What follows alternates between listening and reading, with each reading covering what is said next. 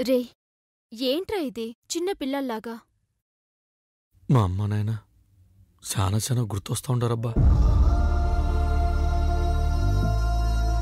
నేను పుట్టిన దగ్గర నుండి మా అమ్మ నాయన్ని చూడకుండా మాట్లాడకుండా ఇంత దూరంగా ఉండేది ఇదే మొదటిసారి.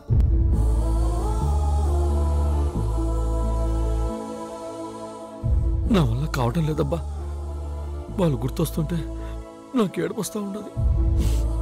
రే, ఊరుకోరా, ఊరుకో.